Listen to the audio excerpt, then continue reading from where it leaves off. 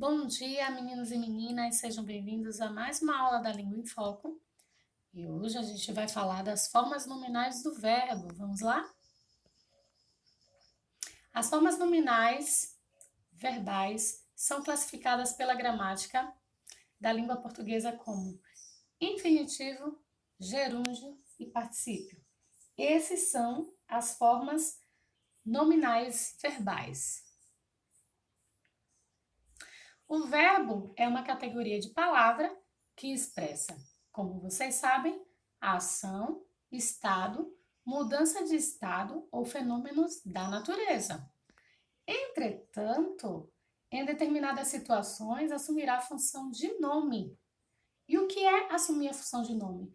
A função de substantivo, de adjetivo ou de advérbio. E é justamente por essa razão que existem as formas nominais. Então, o verbo, ele vai assumir o valor de nome. É importante destacar que as formas nominais não eliminam totalmente a ideia de ação, embora exerçam principalmente a função de nomes. Vamos ver o exemplo? Marta, chegaremos antes de você andar rápido. Exemplo 2. Pedro tem um andar de modelo. O andar dele é show.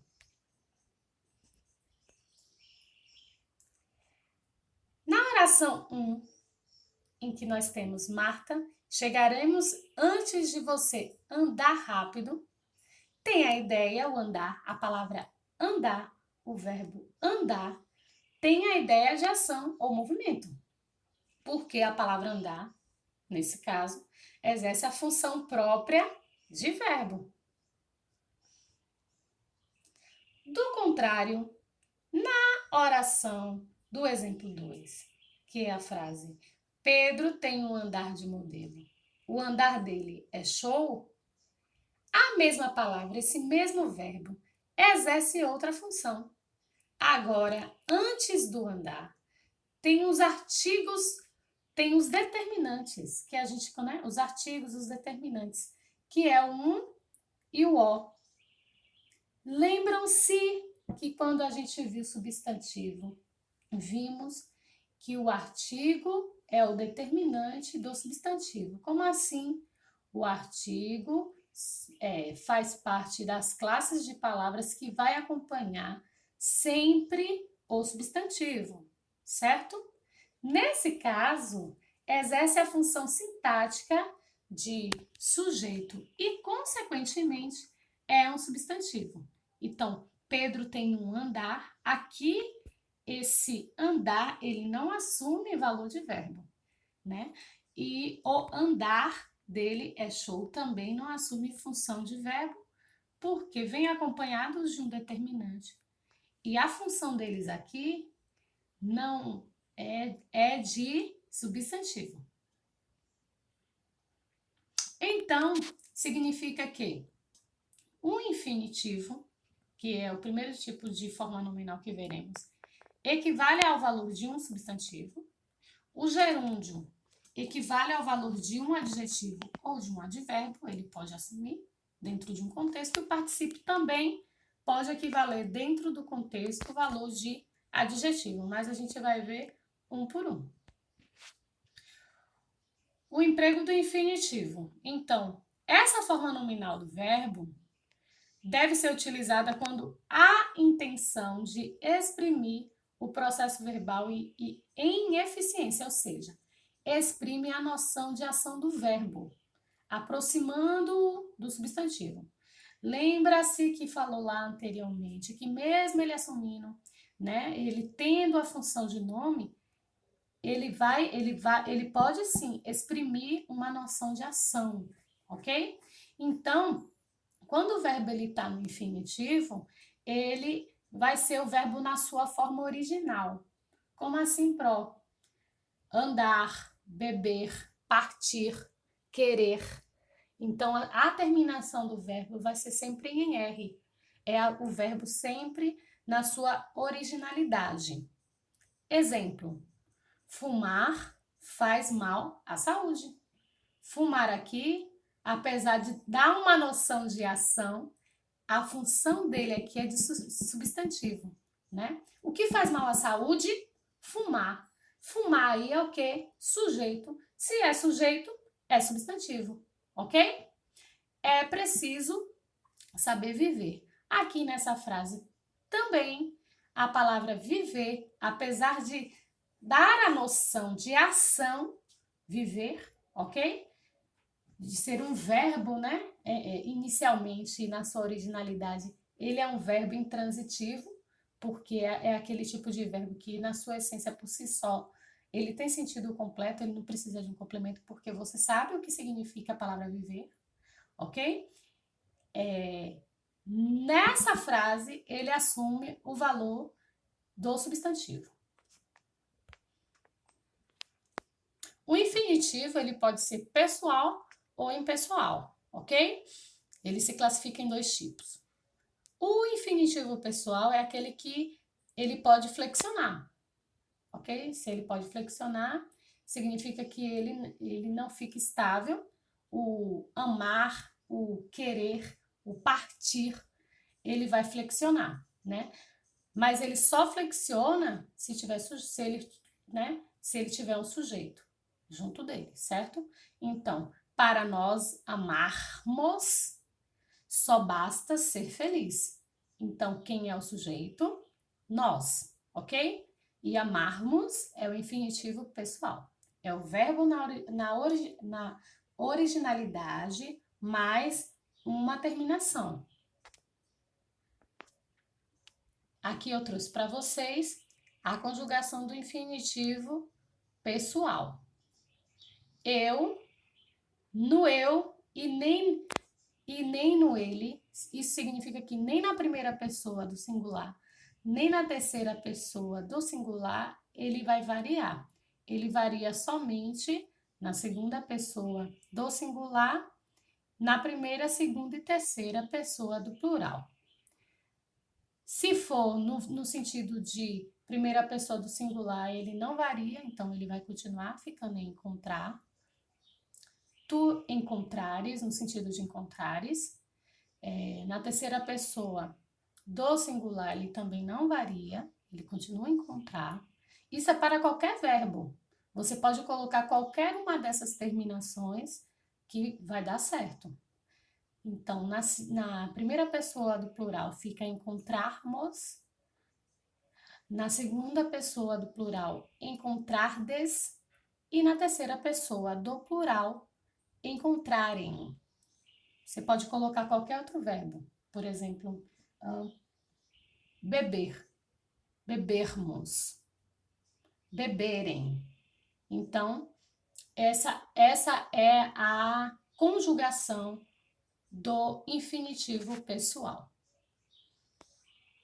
Um infinitivo impessoal, ele não flexiona porque não tem sujeito. Aí é o verbo na sua originalidade mesmo. Fazer esportes é importante. Agora a gente vai ver o gerúndio.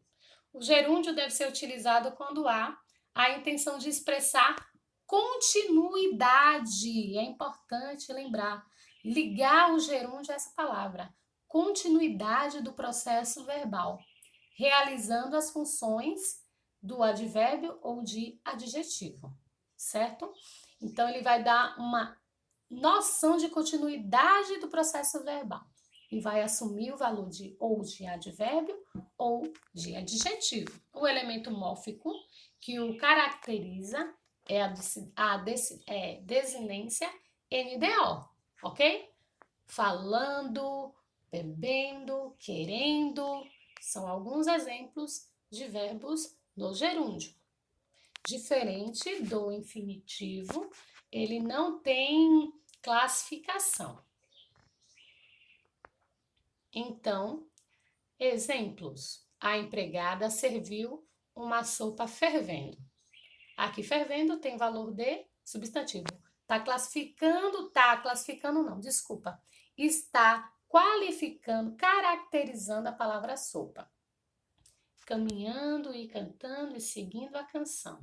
Somos todos iguais, braços dados ou não. Uma música muito conhecida, um trecho de uma música bem conhecida.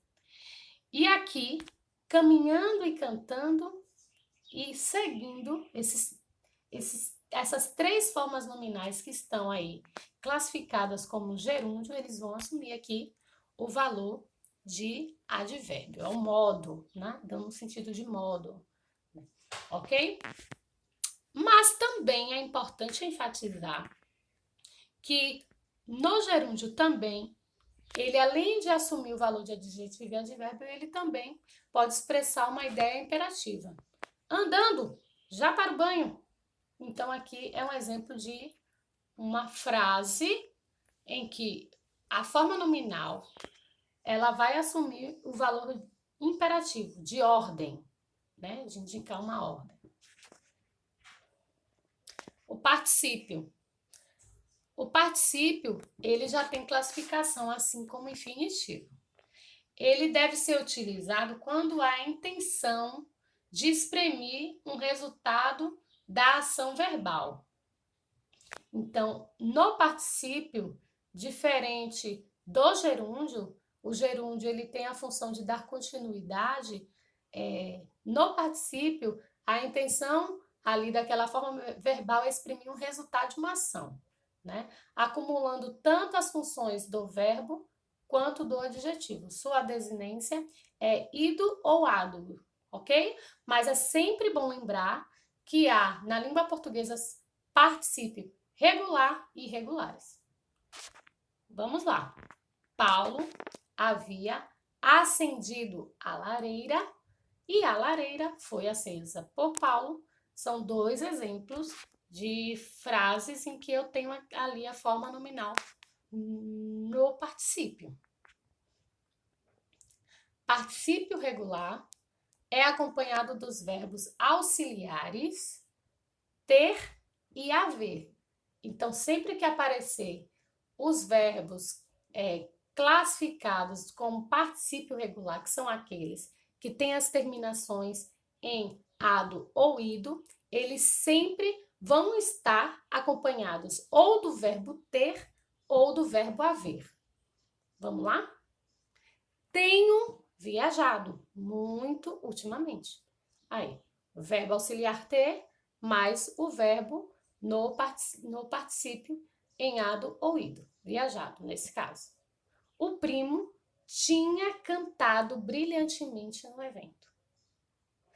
Tenho pensado muito em minha vida nesse último mês. Então, em todas essas frases, eu tenho o verbo auxiliar junto com o verbo no particípio flexionado com ado ou ido. Já o particípio irregular é acompanhado dos verbos auxiliares ser, estar e ficar. Então, no regular, ele vai ser terminado ele vai ter como verbos auxiliares ter e haver, e no particípio irregular, ele vai ser acompanhado dos verbos auxiliares ser, estar e ficar, certo? Mas vale ressaltar uma coisa muito importante. Diferente do particípio regular, que ele tem uma terminação em ido ou ado, no irregular, essa forma verbal, ela não tem terminação. Então, fica assim. O salão estava limpo quando todos chegaram. A comida foi entregue com 40 minutos de atraso. Danilo havia gasto seu dinheiro da poupança. Então, o verbo é como se houvesse uma redução desse verbo, ok? Aí eu trouxe aqui para vocês uma listinha de como é que fica o particípio irregular em algumas formas verbais. Na forma verbal dizer, a forma irregular é a palavra dito. No verbo pôr, posto. Escrever não é escrevido, é escrito. Cobrir não é cobrido, é coberto. Abrir, aberto. Vir, vindo. Pagar, pago e não pagado. Aceitar, aceito. Ver, visto. Gastar, gasto. E fazer, feito. Os verbos abundantes são aqueles verbos que vai existir a forma, o particípio regular ou irregular, certo? É por isso que eles são chamados de verbos abundantes, ok?